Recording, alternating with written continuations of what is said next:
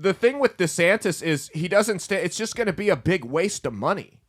He's not going to win. No one that's running against Donald Trump is going to win. Not in the Republican primaries. No, not in the Republican primary. I actually think DeSantis would beat Biden. But I don't think that he would beat. He doesn't have a chance of beating Trump. He's down by like 40% in the polls. I mean, he had his moment. I was a big fan of the guys when after the 2022 midterms. I'm like, hey, this may be the way forward. And since then, he has just folded. Like, he's looked just bad.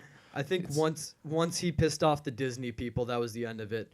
Well, people love the mouse more than they love his takes on things. See, the problem was with the Disney thing, I think he actually had a chance to win that, but Disney's ace in their sleeve was switching back to Bob Iger as the CEO. Yeah, because the previous CEO let DeSantis walk all over him and didn't put up a fight. Bob Iger actually had some punches to throw, and I think that's where it went wrong for him. And I think that's really what hurt him. I don't think he was expecting that. And it just kind of came out of the blue and kicked him in the ass. But you have these candidates like DeSantis that have to run, like Tim Scott, like Nikki Haley, that have to run. And they know they're not going to win, but the donor money comes in and lines the pockets of all these political advisors and campaign managers and all that stuff.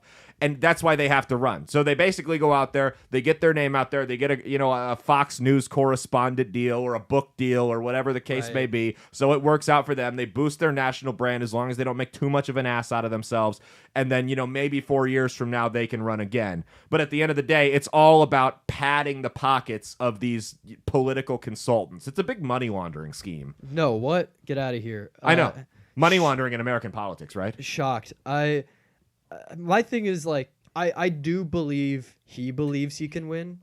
Probably. Like, there's just a look in those eyes that I'm like, it's giving me the idea that he thinks he can do it. Mm-hmm. My thing is, if you can't beat the dude who runs the Mouse House, you're fucked against Don. Well, yeah, that's true. Yeah. That's true. If you can't deal with the guy whose big claim to fame is Cinderella's castle, you're fucked against Trump Tower. Pedophiles, right? The pedophiles at Disney? Yeah, what are you going to do there? Then you're fucked against the pedophiles in the RNC. Like, those are low-level pedos. Well, I mean, and then you got to go up against the highest pedophile in the land, which is Joe Biden. Yeah, you're not... So, I mean, that's a lot of pedophiles that you have to get through to be president. We're talking a lot of pedophiles in this country.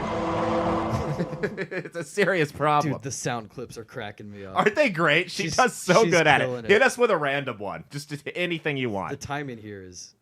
Youths.